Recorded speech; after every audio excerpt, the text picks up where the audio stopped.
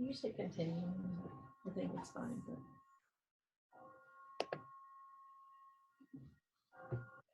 over a little bit to the left. To the left. Like... All right. We'll give everyone a few minutes. It looks like some participants are joining in. We'll give it just a little bit, and then we will get started. There is a question and answer function within Zoom, and so that's what we're asking you if you have questions to utilize that, not the chat feature. So we encourage you to use the question and answer function if you have questions that aren't addressed after we go through some of our pieces.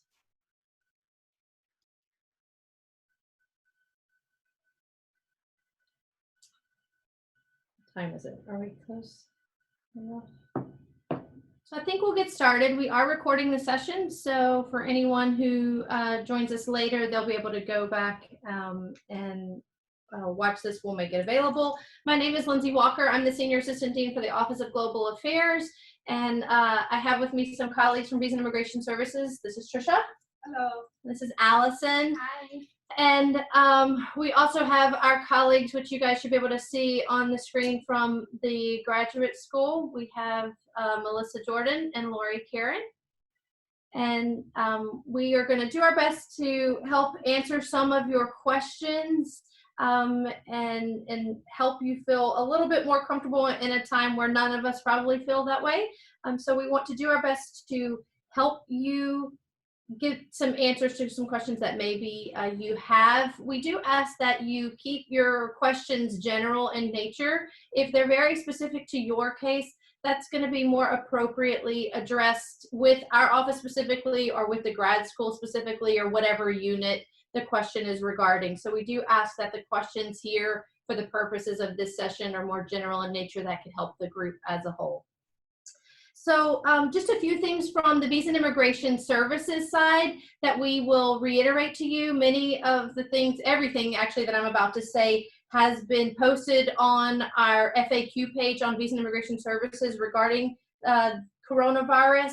But I want to make sure these are some common questions that we're hearing. So I'm going to talk about just a few things first, and then we'll move forward with some of the submitted questions. We've had a lot of students questioning their F1 status remaining active if they depart the United States and they're outside of the United States for more than 5 months. So it is posted on our website that as of Friday the 13th, SEVP posted updated guidance that gives schools the ability to keep F1 students in active status even if they will be outside of the United States for more than 5 months. So that is an important shift than the previous guidance that has always been in place.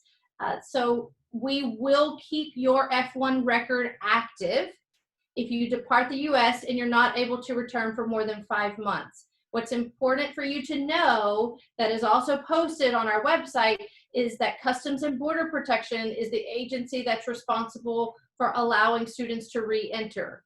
And they have not provided updated guidance regarding re-entry for students who have been outside of the United States for more than 5 months. We would hope that they would align with the guidance that has been provided by SEVP, but we just want you to know that that's something that's outside of our control, and it's just an uncertainty as to any potential difficulties that you may have re-entering the U.S. if you've been outside more than 5 months. As I said, that's not to make you unnecessarily nervous, but we feel like we owe it to you to make sure you understand the full picture. There's a lot of different government agencies involved in these processes, and right now SEVP has made some updated guidance, but we haven't had updated guidance come out from CBP regarding that with your re-entry to the U.S. A lot of you guys had some questions about OPT, and we sent an email, the days all run together, but a few days ago, you should have received an email where we gave some very specific, if you've already applied, if you're outside, if you're inside, what you're thinking about. You need to refer to that email. I think that gives really good general guidance in regards to the different scenarios, but I will tell you, In the same way that we don't have updated guidance from Customs and Border Protection, we do not have updated guidance from USCIS. So at this point, the expectation is that to apply for post-completion OPT, you have to be physically present in the United States to submit that application. We are aware that there are some conversations we think going on in regards to the potential of providing some guidance, but it's not out and we don't even know what it would say when it comes out. And we're telling you this just so that you can be informed and make decisions that are right for you and your health and safety and your academic and professional goals moving forward. So that's just a few of the major things. Anything major right now before we move into other questions submitted, but anything from our side? I think just letting everyone know that our office is fully functioning and operational, and our processing time for cases are 5 to 7 business days, just like usual. So you guys can contact us for any of your questions, and we will try to respond within, you know, our normal time frame, and we're here to help. Updating their address. Yeah, if you have an updated address, that's important that you would update that information in Solar. So we want you to update your information in Solar if you have an updated address. And as Allison said, which I should have said early on, our office is fully operational. Our advising appointments are virtual at this point. So those are being handled remotely through either sessions like these or through the phone. But our office is operational. For those of you who requested a travel signature, the pickup location through today is at the Bursar office in the administration building, and we will notify you moving forward regarding pickup instructions for immigration documents and what that's going to look like. But when requests are approved, you will receive instructions regarding pickup, or potentially even if documents are going to be mailed, you will receive information from us on that. The key is to read those emails. So that's maybe the most important thing we can tell you is the information that we give you. If we're sending it to you, it's important, and we encourage you to read that carefully. So we will kind of pass off to the graduate school. We had some pre-submitted questions that they can give you any other information they choose to share, and there's a few questions that were submitted for them. We can go through those first, and then we'll move on with maybe some other Visa and Immigration Services related questions, and then questions that may be submitted through the Q&A. So Melissa or Lori, whoever wants to take it from here. I was unmuting. Okay. Okay, so I'm just going to go through the list of questions that we received prior to this webinar first. And again, I want to just mention that the graduate school, we are functioning, we are here, we are responding to emails. So if you have something that is more personal or individual to you, please feel free to send me or someone in the graduate school that question, and we're happy to help you. Okay, so some of the questions we were getting was, are classes still synchronized on Eastern Standard Time? That is something that you should check with your instructors as well as your programs about. The graduate school, I have not heard anything about that, but I can imagine that it is being discussed at a class level by colleges and programs. So please follow up with your program. For students who are going to graduate this semester, if you choose to keep enrolling and depart America, will this affect their graduation? No, at this time, there is no effect on your graduation if you choose to continue your studies internationally. I want to reassure everybody that anyone who is set to graduate this semester should continue to be set to graduate and have no impact on your degree clearance, whether you stay in the US or you go home to your country. This is a similar question, but a little different for students who are graduating this semester and already went back to their home countries. Will they have any problems with their credits? Again, we do not anticipate any impacts on degree clearance for students who will be studying internationally. The next question is for students who are graduating this semester, what will happen to the graduation ceremony? I know that the administration and the university is talking about this and what will be happening with graduation. A decision has not been officially made. Continue to check your emails. I know as soon as they make a decision, either at the university level or the SUNY level, they will be sharing that with you. Right now, unfortunately, I don't know. I don't have an answer to that. And the last question is about TAs and what's going to happen in the fall. If you are a TA and you come back, will you still have your line? Right now, I would imagine so. I don't know what's going to happen with the fall semester. It's going to depend on how things transpire here. But right now, I haven't heard anything about students not returning. And having their TA lines. Again, if something changes and as things develop and progress, you will be communicated about that. The graduate school, I want to mention, we have on our website on the homepage an FAQ link where we are continuously updating and putting information out to you all. So if you go on our website, the graduate school website, and you go there, you will have the general answers, the answers to the general questions that you have. But more specific questions, again, can be sent directly to somebody on the graduate school staff. Lori, do you have anything to add? Nothing to add. Nope.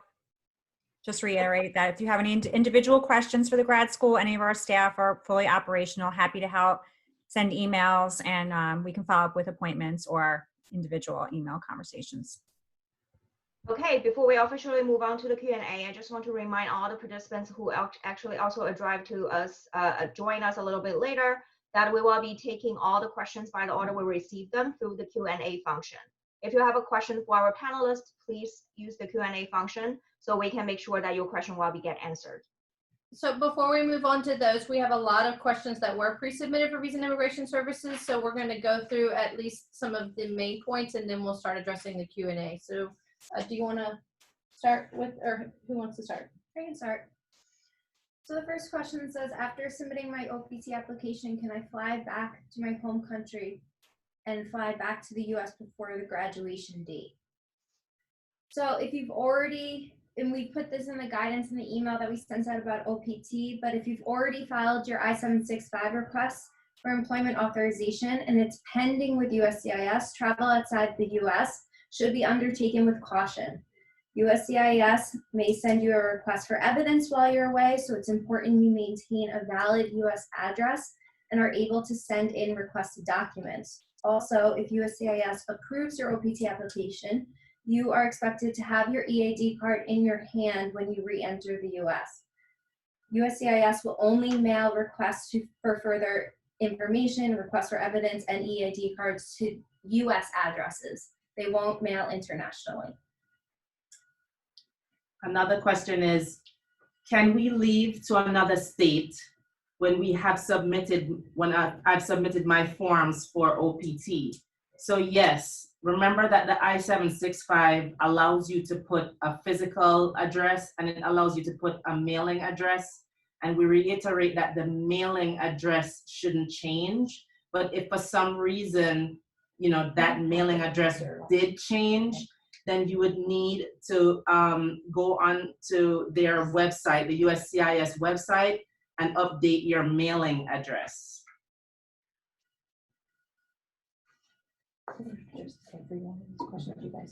So a good question here is, I'm graduating this summer. When is the best time to submit my request for OPT? The time to request OPT hasn't changed, so you can always request that 90 days before graduation, up to 60 days after. We say as far as you should give yourself, if you're requesting OPT, you should always try to apply early because processing times do take 2 to 5 months from the current processing times on USCIS's website.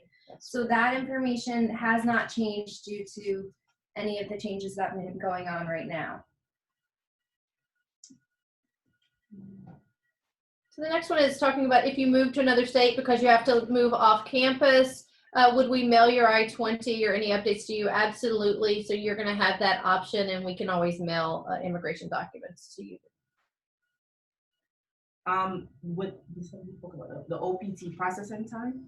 Yeah, I mentioned that, but as of right now, we don't see there hasn't been any updated guidance or change in the processing time. So it says, you know, online, the processing time is 2 to 5 months currently for any OPT applications. We don't know if that will change in the future, but you can always check on USCIS's website, uscis.gov, and they post their processing times on that website.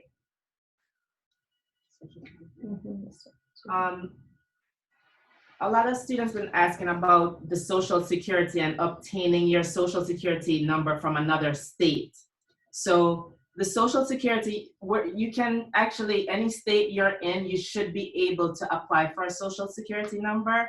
And if you need, you can submit a Social Security request on Access VIS. You should have the offer letter. If you're doing it through CPT, you should use your offer letter from CPT, and if you're in another state, you should be able to apply for a Social Security number in another state. They are doing it, you mentioned it today. Yeah, so the Patchogue office is closed for in-person services right now. We found that out today. So if you need to request a Social Security number, you have to mail those documents, and we'll put the address. We can put that in our FAQs so that you have that address, or you can look it up, but you're going to have to mail that in because they're closed right now for in-person processing. It's also important to remember that you can't apply for a Social Security more than 30 days before the start date of your authorization. So either CPT or the start date of your on-campus employment. So that's something to keep in mind. And as far as CPT, when applying for Social Security with CPT, you have to have the offer letter and of course the CPT authorization on your I-20 before applying. And we've had some questions on if you're currently in CPT, what's going to happen to that? Nothing's going to happen to that. We're not canceling any CPTs. Nothing happens to that. We've had others who say, I'm going back to my home country for the summer and I want CPT in my home country. CPT is an authorization benefit for students who are working in the United States at an off-campus location. So if you're working for a company in another country, then CPT is not applicable because it's really not under the jurisdiction of the United States. So you can participate in that internship, academically speaking, but it would not require authorization through CPT if it's for a company that's in another country and you're making money outside of the United States.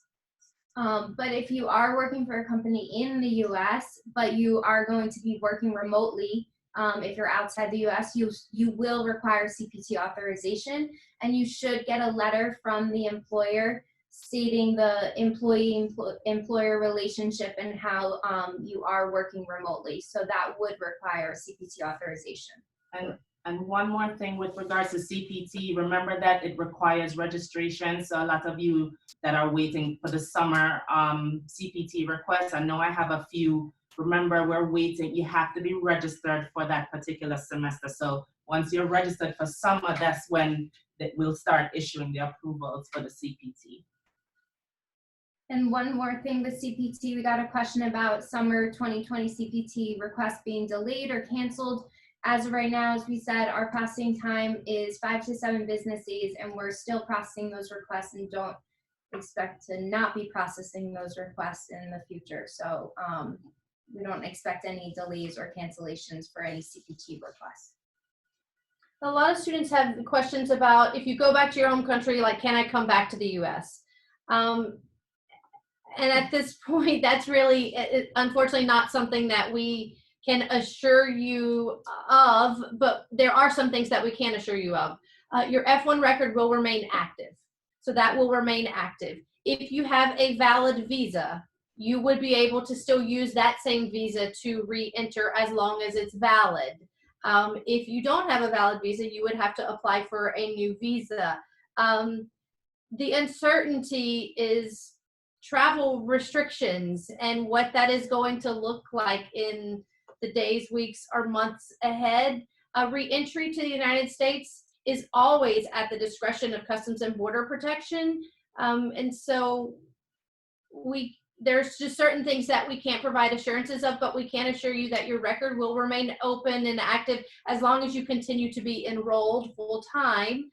And then beyond that, we'll do our best to give you guidance. We're issuing travel signatures.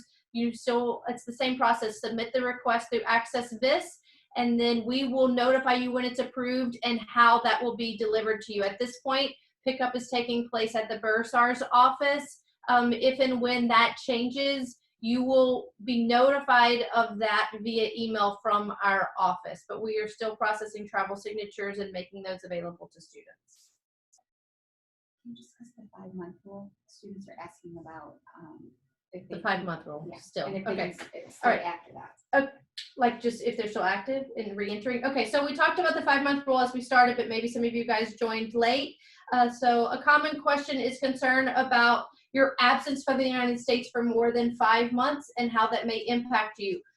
As of Friday the 13th, SEVP gave updated guidance that allows institutions to keep your F1 record active, even if we know that you will be outside or possibly outside of the United States for more than 5 months. You do have to continue to be fully enrolled. It's okay that it's in online classes, and it will be okay if you depart the United States. We are allowed to keep your F1 record active. So we are not terminating records for students who are still fully enrolled and outside of the United States for more than 5 months. But as I said earlier, we do not have updated guidance from Customs and Border Protection in terms of how they may interpret that when you're trying to re-enter. We hope that they would align with the guidance provided by SEVP and that students would be able to re-enter without difficulties, but that isn't guidance that has been officially provided by Customs and Border Protection yet. And then you really need to look at our website or our FAQs for all of the instructions on when you re-enter. The valid I-20, the valid travel signature, the valid visa, the passport. In this case, we're giving some extra guidance on what you may want to have when you re-enter. So refer to the FAQ page. It's active, it's updated, and it's there for you to use to make sure that you follow all the instructions in hopes of having an easy return to the United States. So we got some campus residences questions, and they provided us some answers to these questions. So we can go through those to get some of your answers. The first one is, I have been approved to stay in campus residence for the remainder of the semester. Am I still eligible for a prorated refund if I decide to leave before the end of the semester? So they said yes, but if you have an alternative place to live, you should leave campus now. Extensions are provided only for those who have a critical need to remain on campus or those who would be homeless if campus housing was not available. I still have important items in my room at Stony Brook as I have to leave in an emergency due to the border restrictions. What happens to my things? If you could find a friend to get your stuff and pack them and keep them for you, then you can mail your key back to the quad or the area office. If you cannot find someone to pack up your belongings, campus residency will do it, but it will take several weeks to do so. So you will continue to be billed until it can be completed. Once your items are boxed and removed from your room, you would need to contract with a carrier like FedEx to ship your items home at your expense. Another good question we got is, if I'm not approved to remain on campus housing and I can't find a place to live, what should I do? So they've said that if you are an international student and submitted an appeal by the March 18th deadline, your appeal will be approved as long as you identified yourself as an international student on your appeal. If that for some reason didn't happen for you, you need to email reside@stonybrook.edu right away, and they're reviewing those cases. So make sure you email reside@stonybrook.edu if you have any concerns regarding your appeal to stay on campus. Another good question is when will the applications for summer housing start? And right now, you know, they don't know. It's unknown at this time. And same with fall housing. They said they hope to be up and running by the fall, but as right now, it's just too soon to predict what's going to happen. So just a few more before we open it up to the general questions, I think. So we had a few of you submit the same question in different ways about concerning maybe needing program extensions. Obviously, if your academic progress is impeded because of this and you require additional time, you can absolutely submit the program extension request and access VIS. However, it's important to know that you have to have academic requirements remaining to be able to have a program extension. You wouldn't be able to get a program extension just because you want to be able to come back and be on campus for another semester. The same standards would apply that normally apply, and that would be that you would have to have some type of academic requirement remaining, including for graduate students specifically. We recognize that your research in those aspects may be impacted by this, and that would be a valid reason that your department would justify that you are required and needed to continue, and you would submit the same process for a program extension. Maybe the grad school can answer. There was a question also about withdrawing from the, well, this says from fall 2020, but I guess in general withdrawal procedures if they decide to withdraw completely from the semester. Yeah, again, this is all on our FAQ, so please refer to that as well on the graduate school website. But yes, students can submit a withdrawal from some of their courses or the entire semester, as well as take a leave of absence at this time. If you are liable for there is no waivers for tuition liability or registration penalties, so you would get W's. And if applicable, you would be liable for the tuition. A few of you guys ask about earning grades, and as I think has been kind of confirmed by various offices, as long as you're continuing in your classes and you're fulfilling the requirements that your faculty have asked of you, we would anticipate that a grade will be able to be issued to you. Obviously, if there are scenarios where your faculty requires additional work at a later time, they're going to discuss that with you and let you know about the possibility of an incomplete or whatever that may look like. But we would expect that's going to be kind of the exception, not the general rule, and that will be shared with you by your faculty. But in general, the university is committed to students being able to finish the semester and earn grades for the classes that they are completing. If students cannot get back to the U.S., can they continue to do online classes for summer and fall? So the question was, if a student can't get back to the U.S., can they do online classes for summer and fall? So from an undergrad perspective, I think the answer to that is yes, as long as you're outside of the United States. For summer, you can certainly do online classes. For fall, we would probably have to get clarification if you could do, I know you can do them, but I don't know if they would still require you to be full-time or maybe not, because you would have no, well, I guess it depends on your immigration if it's still active. I don't know how, we don't know yet how long the SEVP guidance will last to keep your record active, but it might not extend that far. I think that's unknown in terms of the immigration record piece of it, whether you would remain active, but in terms of being able to take online classes outside of the United States, yes.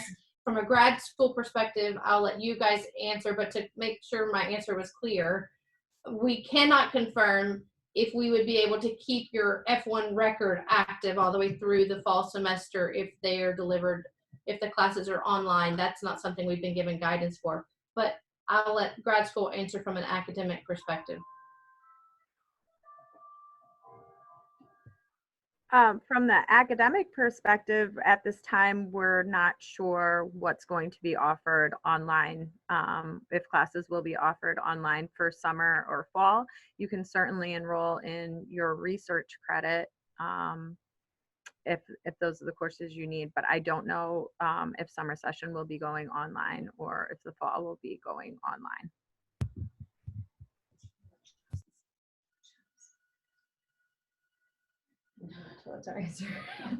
Some of you guys asked about our OPT and CPT workshops. So as you know, those in-person workshops have been canceled. For now, we are providing that same information to you digitally through email, with certainly discussions on the possibility of doing an online session or some type of video delivered to you. But at this point, that has not been something that we've had even time to do, but we are still giving you the same information. It's just now really your responsibility to look through and read that information and follow very carefully. So you'll be given the same information that you always were. It's just not going to be provided in an in-person workshop format. It's going to be sent to you through email, and we'll certainly let you know as we have updated procedures and what may be available. And the I-765, their responsibility for filing. Yes, so a lot of you guys like for us to help you review your I-765, and we can appreciate that, and we generally want to do that, but given the circumstances as they exist now, that is not something that our staff is going to be allowed to do through email and reviewing that for you. So we are going to give you all of the resources. We have a step-by-step, every item is addressed for you. We are equipping you with all of the information that you need to successfully and accurately complete your I-765, but then ultimately the responsibility has always been and will continue to be with you, because it is your application that you are submitting to USCIS, and that'll be your responsibility to make sure that it's accurate and completed correctly when you submit. Can I add something? Yeah. If you're doing your I-765, and of course, if you guys have specific questions or need clarification on something in the PowerPoint, you are more than welcome to reach out to your advisor in VIS, and we are answering those questions. But as Lindsi stated, we can't review your entire I-765 over email and those types of things, but our presentations and our materials on our website and that we email out to you is very comprehensive and goes step by step. So it really is giving you the full picture of what you need to prepare your OPT application.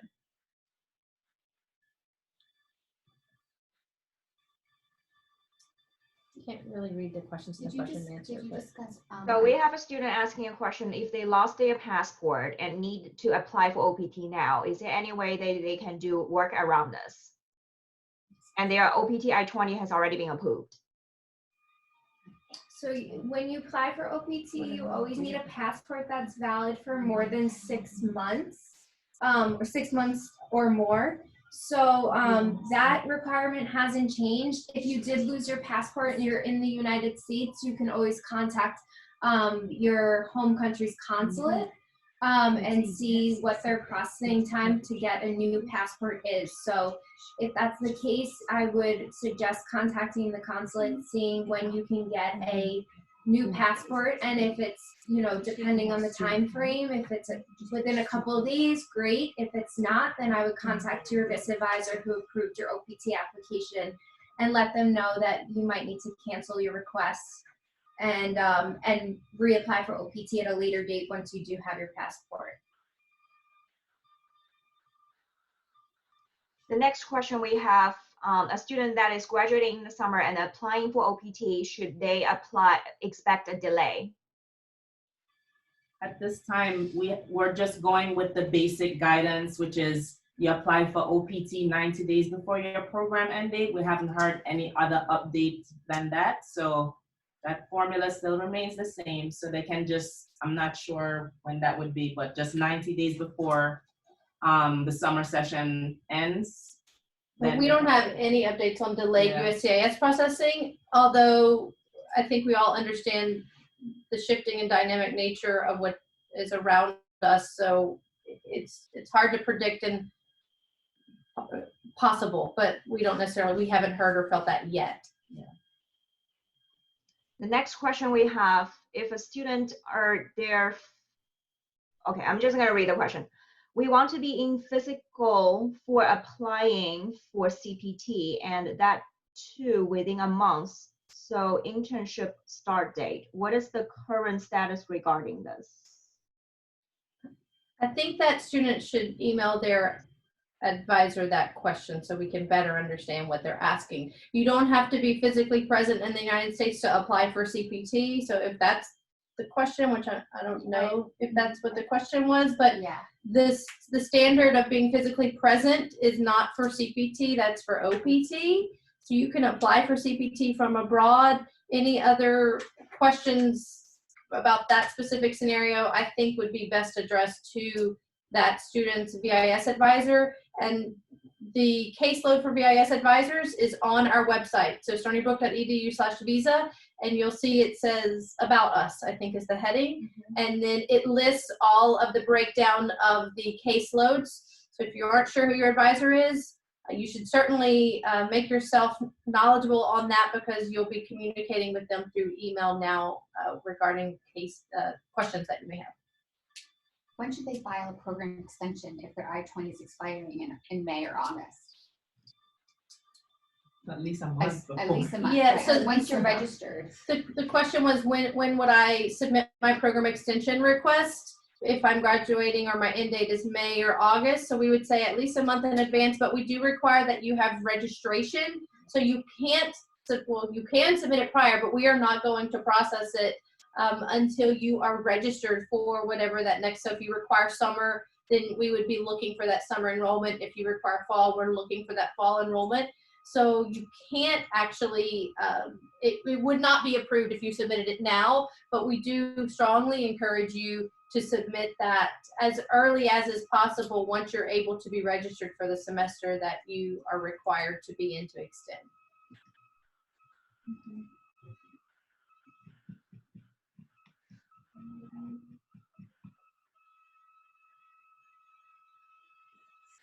We have another question here that what is the maximum period I can stay outside of the United States after extension for a month? They are a graduate student and a teaching assistant. I mean, at this point, I think, is that the question of how long can you stay out and your record be active? Right. We don't have guidance on that yet from SEVP. I mean, we have guidance in that for now, we're allowed to keep your record active. At this point, it's with the anticipation that students would be able to be back on campus and enrolled in in-person classes for the fall semester. If that may be extended, we do not know that right now. So at this point, I think it's the hope and expectation that students would be in country and fulfilling their F1 compliance requirements by the fall semester. If that will be changed, it is not a Stony Brook decision. That is a Department of Homeland Security SEVP decision, and we can't really know that until that guidance would be provided. And in terms of the impact on TAGA, I think the grad school addressed that as well, and it's kind of the same level of uncertainty, but you guys could speak to that.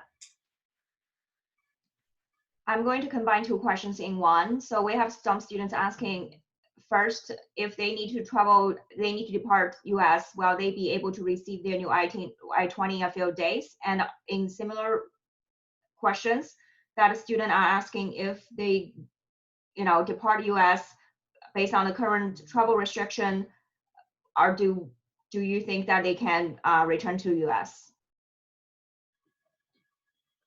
We don't know if and when you'll be able to return to the U.S. That is an unknown. I mean, I think everyone is hoping for the best, that the situation improves in the weeks to come. Yeah, I mean, it's just like uncertain what kind of travel restrictions will come out in the future. We really don't know. We don't have any inside scoop. Right. Yeah. I mean, certainly if and when it is possible for students to reenter, we will inform you and equip you with everything you need to know and to bring and to do.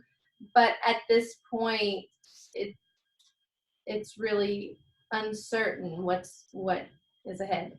Oh, and to answer the question about the travel signature for an I-20, you can submit those requests and access VIS, the travel signature requests. We are processing them. We're doing pickup today, 10 to 4 in the administration building for I-20s. And I think next then week mailing. probably we will we'll also have pickup windows. We're kind of deciding this now as we're Zooming with you. We'll probably do the same. They may be a little bit smaller, but we will have pickup windows where you will be able to pick those up in the administration building at the bursar office. But then you can always select for it to be mailed to you, and we would be glad to mail it to you. And then beyond next week with the pickup option, we will certainly communicate that to you, and you'll be given your options when you're completing the e-form or through email. Visa expiration and applying to renew their visa in their home countries with embassies closing. So this is a great question. Someone asked about your visas expiring, needing a visa renewal, and now embassies are essentially closed. As of March 18th, Department of State sent out guidance essentially saying that pretty much all visa processing around the world is temporarily paused, aside from services to U.S. citizens and legal permanent residents. So we don't know what that will look like.